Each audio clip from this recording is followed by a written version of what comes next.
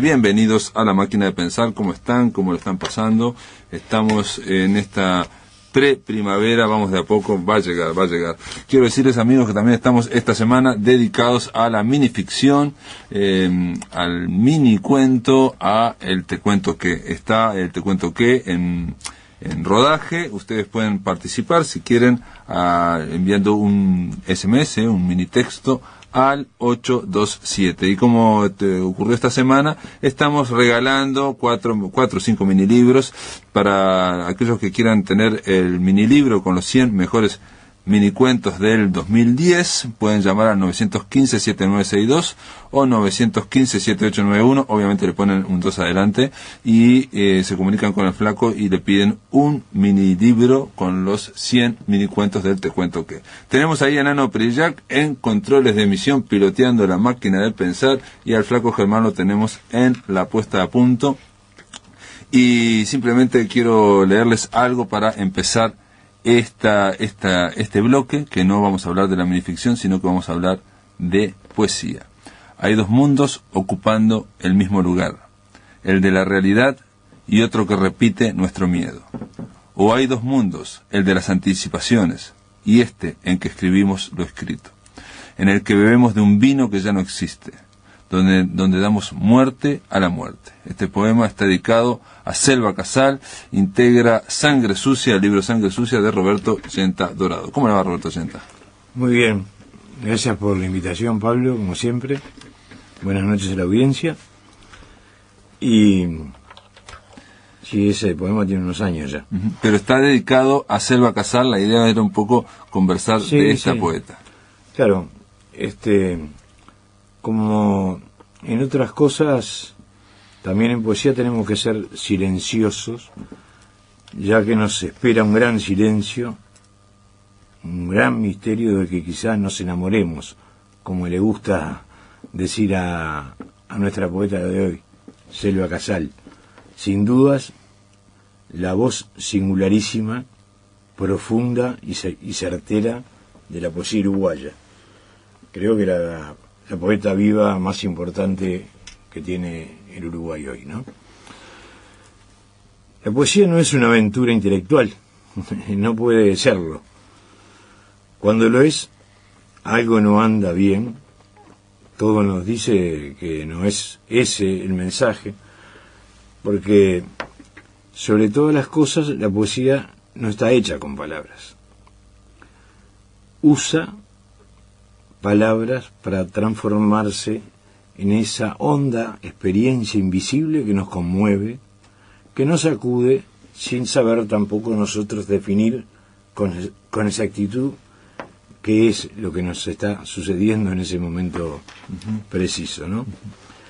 Y no es un concepto del romanticismo, esto que estoy diciendo.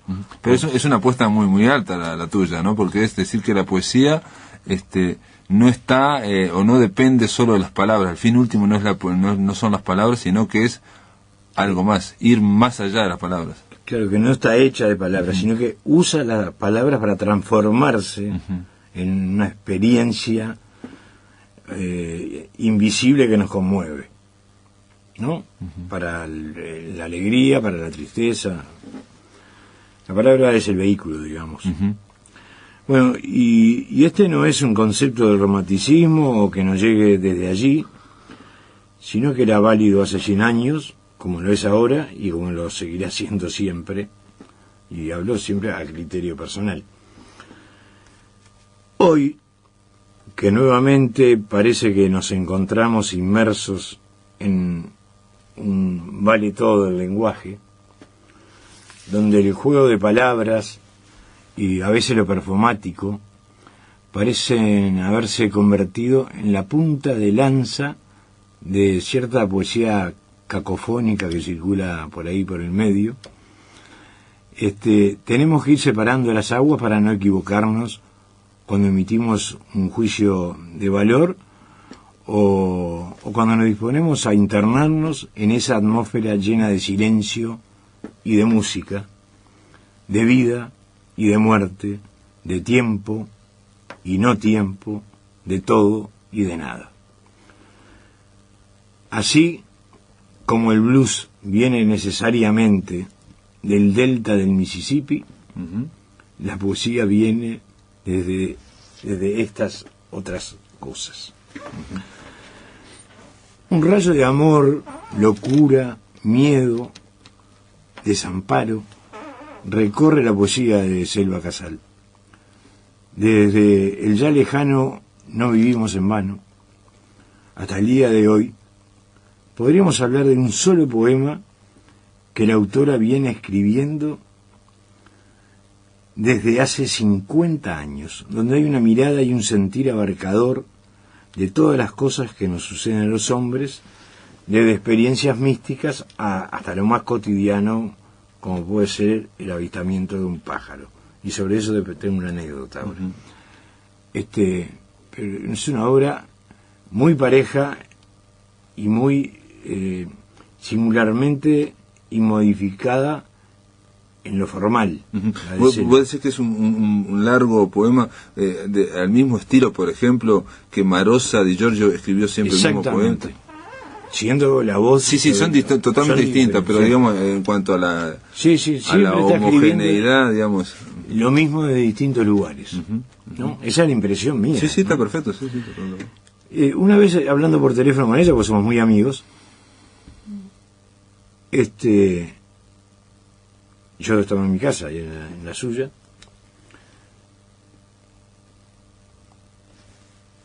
ella me dice que había un colibrí, un picaflor, que comúnmente llamamos picaflor, en ese momento en el jardín de su casa, y yo veo un colibrí en el fondo de mi casa, ¿no? Y creo que los dos en ese momento pensamos lo mismo. ¿Y no será el mismo colibrí ese que está en una casa de la calle Daniel Muñoz y Usareo y el que se encontraba en mi casa en San Martín y Boulevard Artigas? ¿No? De esos misterios hay también en la poesía de Selva, y no digo misterios para no hincar el diente. Para mí es una excelente poesía, excelente poeta. Como te decía al principio, quizá la poeta viva más importante que tengamos acá en los alrededores.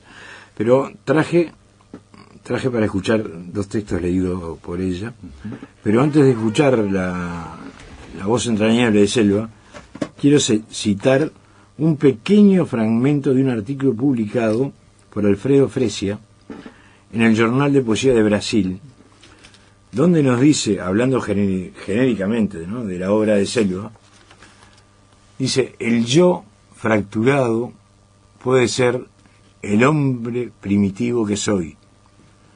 Es inútil, yo debo haber sido un animal, decía en el poema El infierno. Y aquí se parte en soy tantos, todo potenciado en el tiempo de cuando yo vivía, fracturado tanto que hasta puede incluir menciones reales de la abogada biográfica, que Casal también es. Ese yo reconstruido a pedazos comparece también amenazado por la globalización. Han globalizado el miedo, el sufrimiento, dice la poeta, ¿no? Y por los psiquiatras, siempre dispuestos a revelar y con rosados colores esa película imposible de la conciencia, que es de todos y de nadie. Ese verso que dejo caer por aquí dice: el orden y el caos es lo mismo. Y cuando quieras nos vamos a escuchar a Selva en su voz leyendo sus textos. Se llama Como la lluvia llama a las ranas pequeñas, y dice así: tengo miedo, tengo noche, todas las generaciones pasaron por mí, todas las especies. Ya pasaron los que aún no nacieron, ya pasaron los amores, los odios, los que ríen inauditamente, los que muerden manzanas, los que lloran, déjanos resucitar un día. Tócanos como el amanecer toca la tierra y los dragones verdes que están entre las hojas. Llámanos como la lluvia llama a las ranas pequeñas en el bosque, a los altamontes de ojos taciturnos. Sé como la magnolia que un día sostuve entre mis manos, sin saber que ella era yo misma. Te estoy hablando de la vida, porque si me hubieras conocido, me hubieras amado. Amándome está la hormiga esquiva en su secreto, amándome está el tigre de ojos dorados y la luciérnaga. Poema en mi menor. Como la noche convoca las luciérnagas, así yo te convoco. No te vayas, recuerdo. No me dejes, dolor. El país del amor es tan oscuro como el de la muerte. El centro de la tierra era un ave. El centro de mi vientre era un hombre. Era el grito ancestral. Me levanto en la noche, como seguramente deben hacerlo los fantasmas. A la puerta del día quedaron los naufragios. Las nubes viven solas. ¿Quién quiere mi cabeza? Ya no quiero estar muerta. Ya no quiero estar viva. Abrazo y me desgarro. Avanzo y me desgarro. Todo es temor y gozo. Cubro la tierra toda de tifones, de gritos. Viví con las arañas. Con ellas aprendí a asesinar. A ser voraz de pétalos, de espinas. Mira qué has hecho, amor, de mí, qué has hecho. Golpea el viento, golpea en la ventana, la luz en la ventana. De madrugada siempre suceden los amores y las muertes, se descoloca el tiempo. Hay un silencio atroz hecho de ruinas y cuerpos apretados. No tengo explicación, no quiero. El hombre primitivo que soy, desamparado y solo, ha tocado la luna, ha abortado 1000 niños, hecho cenizas los cuerpos de otros hombres, devorado los cuerpos de otros hombres, mas no recuerdo nada, solo las manos que desgarran. Fui devorada un día, llevada al sacrificio. Había un altar, había cirujanos sangrientos. No confíes en nada. No hay puerto a que arribar. El hombre primitivo que soy desgarra mi esqueleto y se parece a un bosque, el mar se le parece. Todo en mí es torrencial y violento. Nadie está en nadie. Sola giro en un vértigo angustioso y dulcísimo. Una herida feliz, un desamparo. Un fuerte estar y ser en animal, en celo. Cubro el mundo todo de fosforescencias. Emerjo como un volcán del agua. Con todos los que han muerto fui enterrada. Engendro sin cesar. Cometo incestos, crímenes. He vivido en cavernas. ¿Qué fue lo que no hice? ¿A quién aún no amé? Mi profesión, vivir. No sé nada de asuntos, de pláticas ni oficios. Nadie quiere a nadie hasta que muere. Nadie me consuela de la vida. Como la noche convoca las luciérnagas, así yo te convoco. No te vayas, recuerdo. No me dejes, dolor, llaga, sepulcro. Espera, continúa. Sigue como la noche al día, el despertar al sueño. Y si morir es esto, este temblor, que sea. Me despaseo descalza por la noche, mirando la noche, escuchando la noche que baja de los árboles. De mí nunca te enteres, mejor no me conozcas. Es imposible saber dónde comienzo, es imposible saber dónde termino. El hombre primitivo que soy desgarra mi esqueleto, habla con los fantasmas, toca el mar, toca el vientre.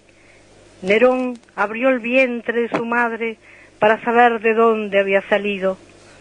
Saber es imposible y por eso somos así tan tristes.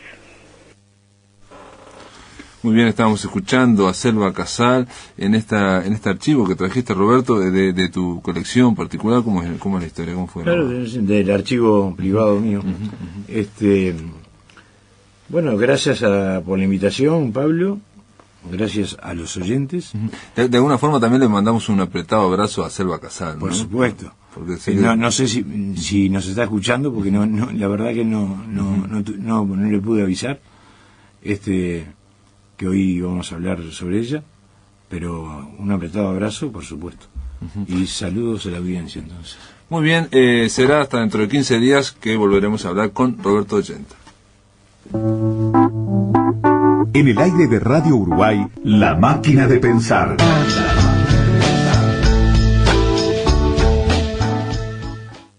¿Sabías que el censo ayuda a conocer cuántas viviendas desocupadas hay en Ciudad Vieja? El censo analiza el territorio nacional desde múltiples perspectivas, extrayendo mediciones claras sobre las condiciones de vida de nuestra gente. Conocer nos ayuda a todos. Septiembre, mes del censo. Por más información 0800 1520, asterisco 1520 o www.ine.gov.uy. En República AFAP trabajamos para darle más ganancia a los que madrugan. Yo me levanto a las 5 de la mañana, entre semana. Lo que ayuda mucho es el compañerismo que hay, ¿no? Marcelo es empleado en una fábrica de pastas. Es un oficio y cuando le pones empeño, las cosas salen mucho más fácil. Lo que está haciendo uno está en la mesa de cada familia, ¿verdad? Eso está bueno. República AFAP. Primeros en rentabilidad hoy. Mejor jubilación mañana. Quinto encuentro de Cine Nacional. Hoy a la hora 19 en el auditorio Nelly Goitiño prosigue el quinto encuentro de Cine Nacional. A la hora 19, animación en el cine uruguayo. Mesa integrada con Walter Tournier, Cel Kirk, Alfredo Sordeguit, Anina y Gonzalo Frasca. A las 20, exhibición de La Casa Muda, presentada por su director Gustavo Hernández. Entrada libre y gratuita a retirar en boletería del auditorio.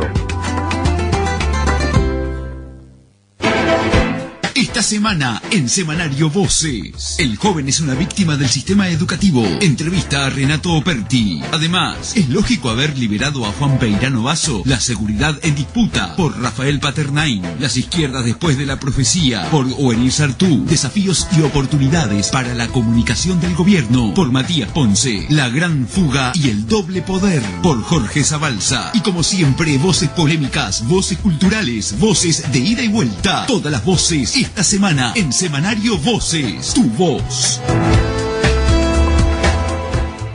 El SODRE llama a presentar proyectos.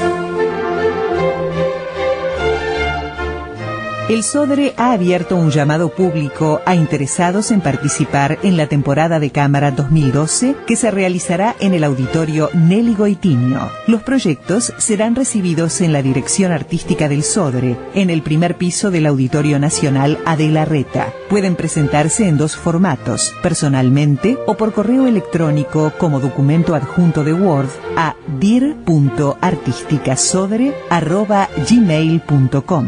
Por mayor información, puede consultarse al teléfono 2902-7438. Somos Radio Uruguay, 1050 AM, Montevideo, Uruguay, y sus repetidoras 103.9 FM Colonia, 100.1 FM en Bella Unión, 104.3 FM en Salto y 98.7 FM en Artigas. Emisoras de Radiodifusión Nacional, SODRE.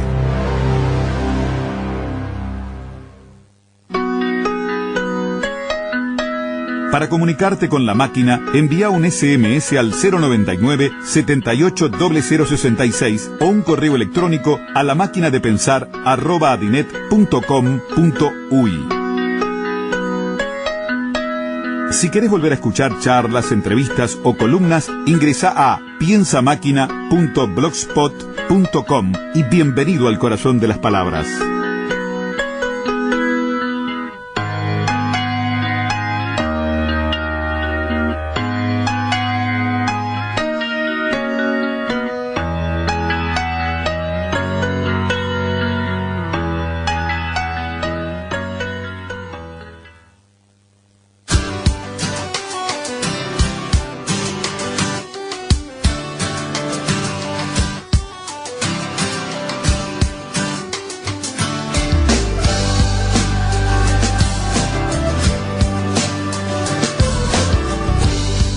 llevado solo lo que yo quería.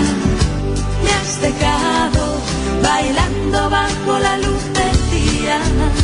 Solo ha sido la historia que se acaba cuando sale el sol. Y así es mejor, amores de barra y un lápiz de labios mal puesto en el baño, colirio en los ojos, pegote de rima en la copa en la mano y vuelvo a tu lado.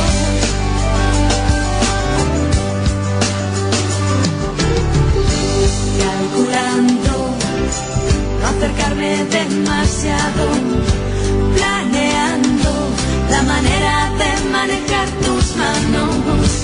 Te comparo con el resto del ganado y decido dar un paso más. Amores de barra y un lápiz de labios mal puesto en el baño, colirio en los ojos, pegote de rima en la copa en la mano. Son las 12 hasta las 5 te utilizaré. No hace falta que mañana te vuelva a ver. Solo un coche necesito para volver. Chao cariño, esta noche lo he pasado bien. Na, na, na, na, na, na, na, na, na, na,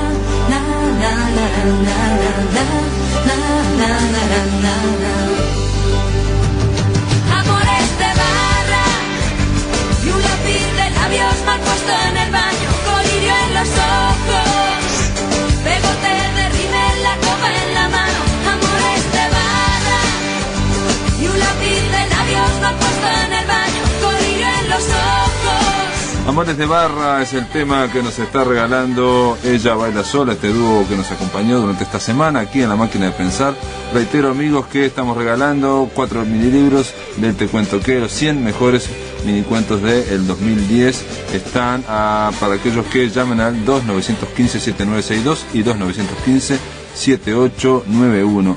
Amigos, gente, ustedes saben que esta semana estamos repasando el primer encuentro de literatura breve y nuevas tecnologías que convocamos junto con la Casa de los Escritores del Uruguay y La Máquina de Pensar. Organizamos este encuentro para empezar a pelotear el tema de la minificción a nivel de académico, a nivel de escritores, a nivel de reflexión. Y bueno, en la última mesa, la mesa que estaba dedicada a nuevas tecnologías, al lenguaje de las nuevas tecnologías, tipo Facebook, blogs, Twitter, SMS, y que fue integrada por Horacio Bernardo, Rosana Malaneschi y Mónica Estilo. Bueno, le toca el turno ahora a escuchar lo que planteó Rosana Malaneschi sobre la escritura literaria bajo seudónimo, es decir, la que se hace bajo seudónimo en los blogs, en lo que se llama la blogosfera, en ese mundo, en ese universo de blogs, y que tiene, según Rosana Malaneschi, una concepción de escritura radicalmente distinta a la del escritor tradicional. Escuchamos ahora a Rosana Malaneschi. Me voy a referir a la experiencia de un grupo de escritores que quisieron ser bloggers. O sea, no voy a hablar de todas las tecnologías que se acaban de mencionar, sino que voy a hablar simplemente de la experiencia de un grupo de gente que es escritor y que un día decide, bueno, yo voy a poner un blog, y pone un blog. 2 salvedades. No hay una pretensión de generalidad en lo que digo, sino que más bien lo que hay es la necesidad de partir de lo concreto para poder reflexionar, porque en mi experiencia personal, y es una suerte, yo creo que de convicción, la experiencia ilumina el pensamiento y es lo que nos da escenarios posibles para poder manejarnos con ideas y poder seguir prosperando también en las acciones. Un blog es un sitio, es un espacio en la web en el cual cualquier persona que es, digamos, la propietaria del blog pone contenidos, los suministra cuando quiere, ¿verdad?, y a medida que va poniendo contenidos, los que ya están puestos van quedando para atrás y gradualmente van desapareciendo de la pantalla.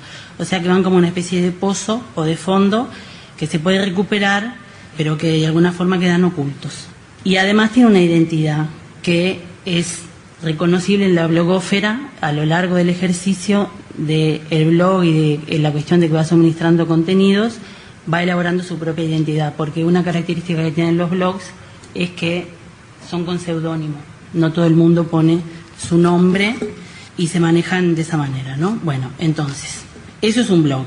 ¿Qué es un blogger? Un blogger es alguien que tiene un blog y que se va construyendo, como decíamos recién, a través del propio ejercicio de lo que va haciendo con su blog. Cuando un escritor se vuelve blogger, ¿no? Porque decide simplemente ser blogger, ¿qué encuentra? Esa es la primera pregunta que nos podemos hacer. Antes que cualquier otra cosa, lo que encuentra son dos posibilidades. Una es la de escribir, que como la persona es escritora, y por eso esto entronca en parte con la literatura, encuentra justamente lo que está buscando, que es la posibilidad de escribir, de editar, ¿no? Escribir supone el ejercicio de la escritura, la publicación, la búsqueda de un formato que cada uno puede ir viendo el que quiera. Y la otra posibilidad que encuentra es la de intercambiar, porque en un blog, creo que el chiste o la gracia del blog es que pasa por la vinculación. El blog consiste también en vincularse con otros bloggers cuya identidad también se va construyendo en la medida que la persona escribe. Es decir, uno se está escribiendo y se está comunicando con desconocidos reales, pero gente que va construyendo virtualmente. Y lo otro que encuentra el blogger cuando empieza, el escritor blogger cuando se dedica a ser blogger, es una forma distinta de registrar su producción textual, ¿no? Y encuentra lo que en español, según Wikipedia, se conoce como bienes comunes creativos, que es lo que viene a estar como derecho de autor o como copyright. Entonces uno pone en su propio blog, se registra, pone ese sello y entonces pasa a ser un creador dentro de ese universo, ¿verdad? Ser escritor es un modo de ser social. O sea, nadie es escritor si no se lo reconoce como tal. En un blog, un escritor escribe, pero además, como decíamos recién, el blog le propone la actividad comunicante. Entonces esto, que parece mínimo, se convierte súper importante en el universo blog y se convierte en algo súper importante para el escritor, porque es alguien que escribe, es verdad, pero que además de escribir está en comunicación. Según Wiener, uno cuando está en una cuestión de este tipo así, de estar en comunicación, se convierte en lo que él llama el homo communicans, ¿no? Es decir, un hombre que comunica, una persona que está en situación de comunicación. Lo interesante de Wiener es que la persona está en situación de comunicación no tanto por lo que emite, sino por lo que recibe.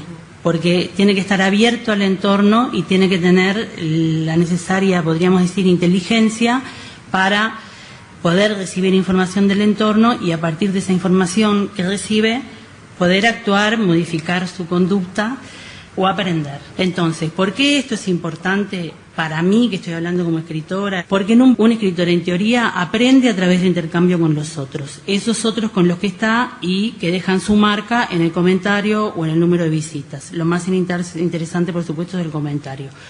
Porque un blog es interesante no solo porque lo que en él escribe su autor, sino que también es interesante por los comentarios que se dejan en él y por la conversación que se va hilando entre todos. En el blog el escritor está entre semejantes y tiene que aprender a huir. No es nada más que escribir y ser leído, ¿verdad? O sea, está bien los modos de lectura, pero acá estamos hablando de un modo de creación distinta, que implica la idea de que acá hay como una especie de tensión con los marcos tradicionales de lo literario, que era título de Pablo, ¿no?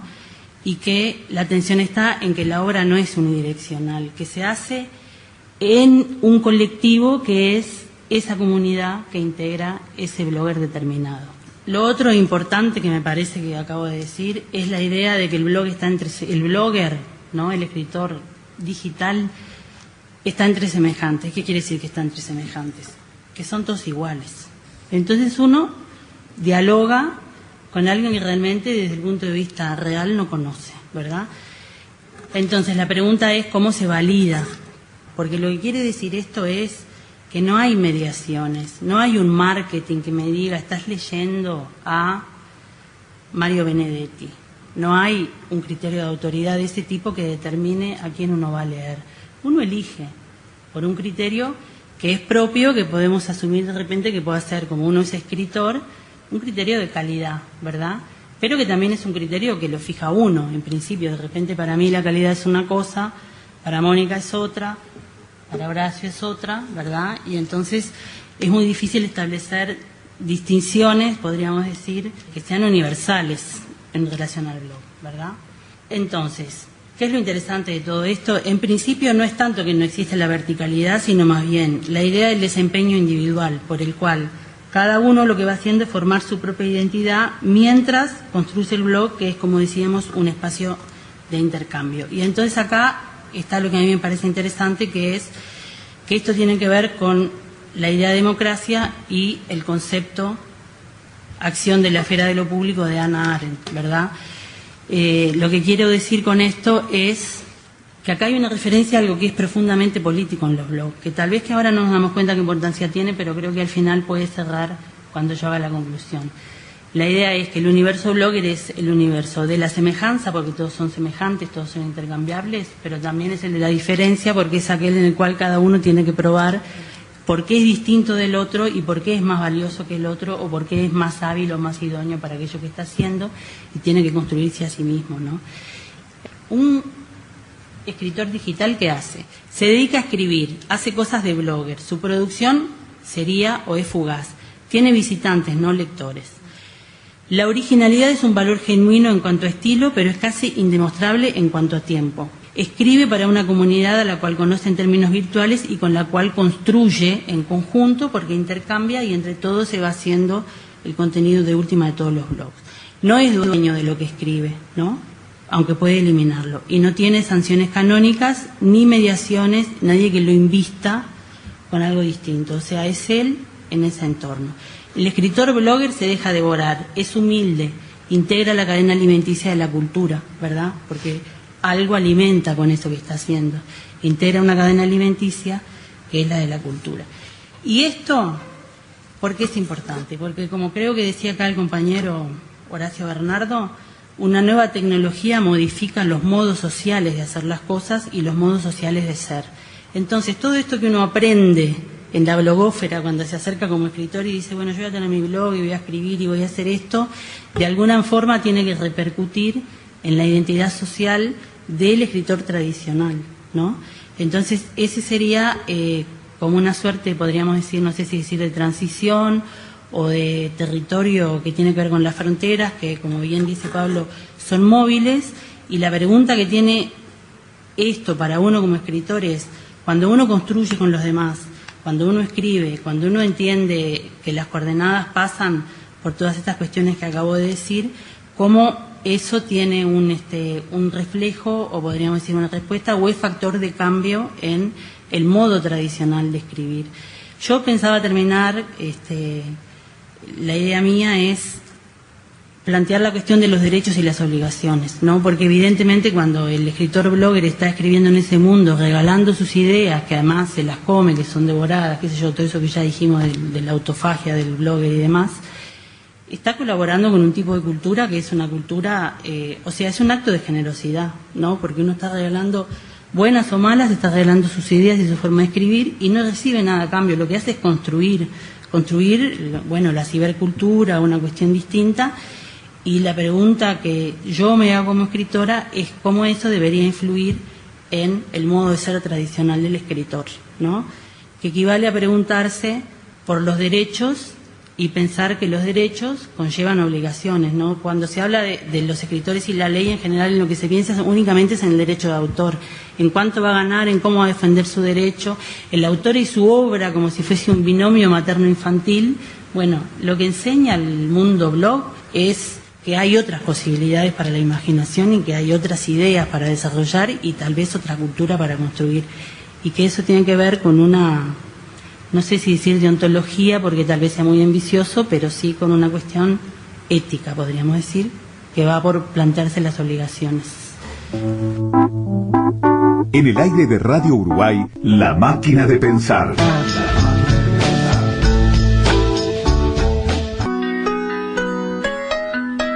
Para comunicarte con La Máquina, envía un SMS al 099-780066 o un correo electrónico a lamaquinadepensar@adinet.com.uy. Si querés volver a escuchar charlas, entrevistas o columnas, ingresa a piensamáquina.blogspot.com y bienvenido al corazón de las palabras.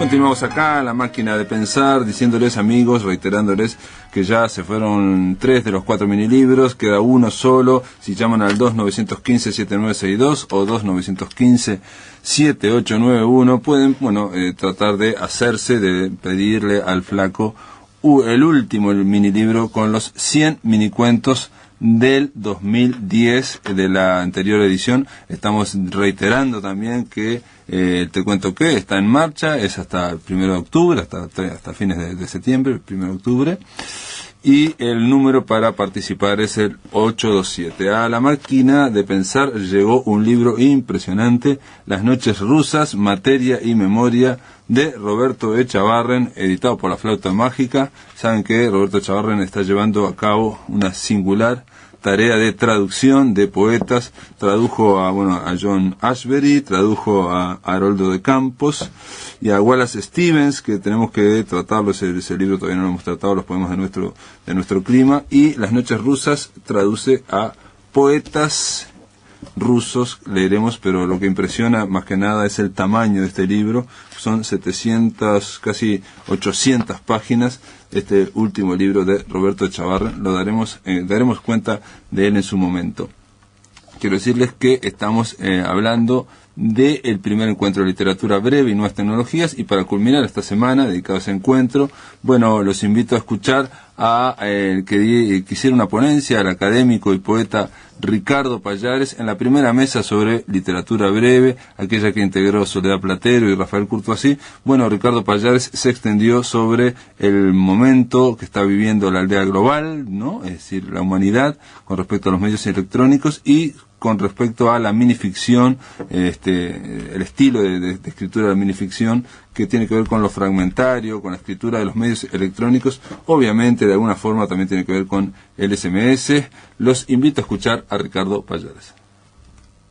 En principio, yo diría que, así como la ciencia no debería negar nada de lo que no se puede demostrar, la teoría literaria, sociológica y antropológica no debería negar fenómenos que se instalan con ritmos y con tiempos que se regulan por, las dinámicas de lo real y no del conocimiento disciplinar. Entonces, me parece indiscutible la existencia del llamado género, del fenómeno, ante todo diría yo, del fenómeno comunicacional caracterizado por la brevedad y por el soporte inicialmente electrónico, que eventualmente podrá derivar o no a un soporte papel, con lo que supone generar un circuito alternativo y muy diferente, pero que su existencia es incuestionable. Mientras escuchaba a los colegas, me vino a la memoria, por el azar mismo que a veces tiene ella, una conversación con el escritor, el poeta, con el profesor Jorge Medina Vidal, hacia mediados o fines de los años 60, hablando de las cuestiones del cambio. Un día me dijo: mira, mi querido, nos tenemos que renovar, porque si no perdemos la poesía, la perdemos definitivamente. Digo, ¿pero por qué? Pero mira, es brevísima y anda hasta en las carreteras. Yo digo, bueno, a ver si te explicas. Me dice, mira, allá por el kilómetro no sé cuánto de la interbalnearia hay un cartel que dice: si piso a fondo me voy al cielo. Bueno, y evidentemente el enunciado no carecía de cierta gracia, de cierto acierto expresivo y de cierta zona de la expresión vivencial y del sentimiento humano, que le daba, si no un carácter poético, algún rasgo. y que la percepción cinética de aquella escritura, porque solo se la veía en movimiento, salvo que tú te bajaras del auto y quedaras quieto o hicieras parar el ómnibus para mirarlo como cartel, aquel enunciado era cinético, es decir, estaba en una percepción caracterizada por ser en movimiento. De manera pues que tampoco querría discutir los nombres, porque son construcciones casi metafóricas, porque yo en principio no admitiría hablar de minificción si no la puedo oponer a la maxificción. Y entonces diría, tal texto de Monterroso o de tal poeta o de tal haiku es una minificción, y el ingenioso Hidalgo o 100 años de soledad son una maxificción. Creo que no, que sería una petición de principio teórico entrar en ese terreno, como entrar a la discusión de los nombres. Son palabras, designaciones de carácter conceptual que nos permiten una comunicación ágil, cabal, aunque de pronto no sea acertada, porque en los dominios de lo literario importa más que la corrección y el acierto en el sentido convencional, la capacidad de llegada y de vuelta, es decir, la movilización de un proceso comunicativo real, profundo, que satisfaga, por lo menos en tanto acto de enunciación y acto de lectura, al escritor y al lector. Ahora, hice algunas brevísimas anotaciones que las voy a participar, en el sentido de que se podría hablar de la modalidad chat, SMS o microcuento, y quizá también de género digital, ahora más específicamente vinculado a lo literario, caracterizado por una praxis de la elipsis o de los silencios que hacen de la microtextura, porque para eso se requiere para que haya mini relato, ¿no? ¿Verdad? Que haya textura.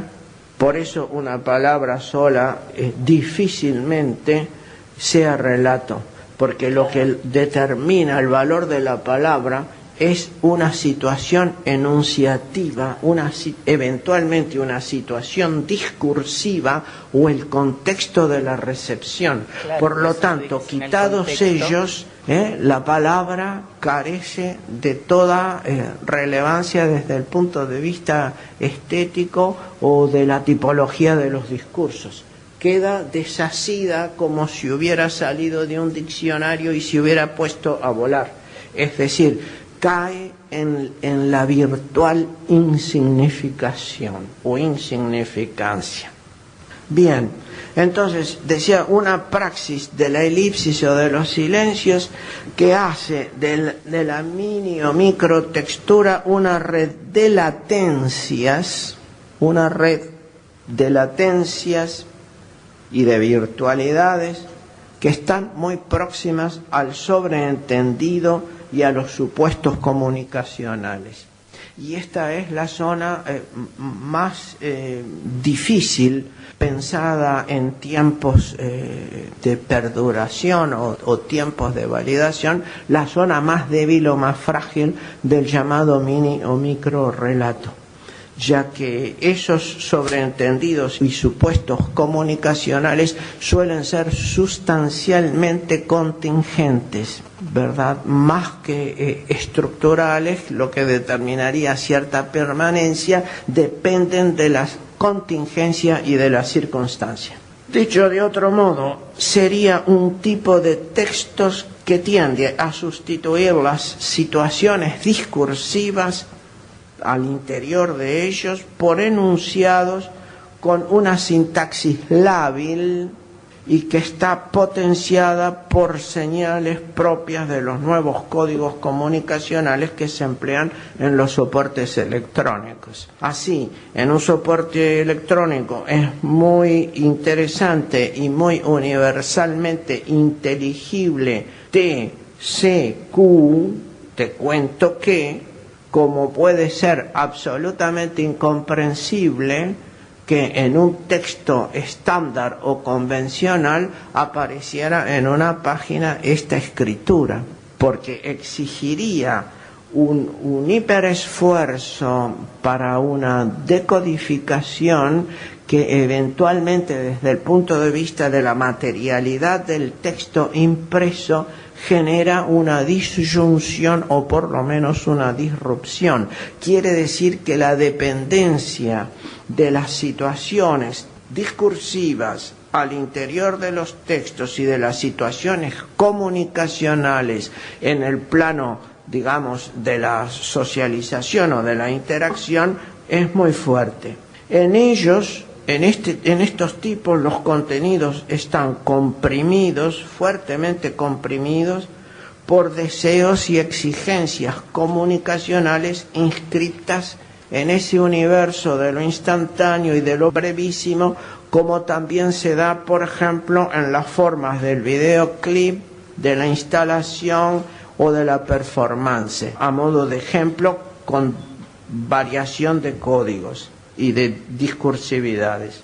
Se los puede ver entonces como espacios o escenarios de la interferencia y también de la yuxtaposición, porque los mecanismos asociativos que los enunciados por su yuxtaposición o severa aproximación provocan son muy complejos, muy variados, pueden ser muy ricos o muy pobres desde el punto de vista de la significación para el lector del que se trate. De manera que, como espacios o escenarios de la interferencia, gravita lo fungible, lo virtual, lo mini, lo pequeño, ya sea cuento, un mensaje, un pensamiento reflexivo, y se colocan, por lo tanto, en los dominios de la volatilidad. Por tanto, tienen una provisoriedad ajena al soporte, al estatuto y a la cultura del papel. Es muy lindo ver a un grupo de ingenieros diciendo que toda la información que está en la Internet es de una enorme volatilidad, que bastaría un tsunami tal y cual o varios de ellos y no sé qué otros cataclismos para que se perdiera todo o casi todo, y que el soporte papel por ahora es lo único que asegura la duración de por lo menos de un siglo en adelante. De manera pues que la presencia de lo volátil me parece a mí que es un elemento que no puede dejar de tenerse en cuenta en la ponderación o en la reflexión en torno de este fenómeno. En el proceso de consolidación de la práctica microdiscursiva y micronarrativa, es probable que haya influido el diverso conjunto de niveles y registros de la oralidad y de sus avances, aunque no elaboro juicio de valor, en la medida en que crece en términos relativos la proporción mayoritaria de analfabetos en el mundo, de la inmensa minoría que accede a la Internet y de la mitad más uno de los pobladores del planeta que, según UNESCO, nunca habló por teléfono y nunca lo hará. Así que, en todo caso, género volátil y género de la instantaneidad, género infiltrado por la contingencia y por estos procesos del mundo actual que le decimos de la temática del cambio, que no es más que expresión provisoria que utilizamos para referir un vasto y complejo proceso de cambio cultural y de civilización, que es otra cosa. Bien, y voy a terminar estas reflexiones. la influencia, decía, de la oralidad en estas modalidades impacta también, o ha impactado en los significantes, hasta que ahora con los usos digitales provocan cambios formales, léxicos y sin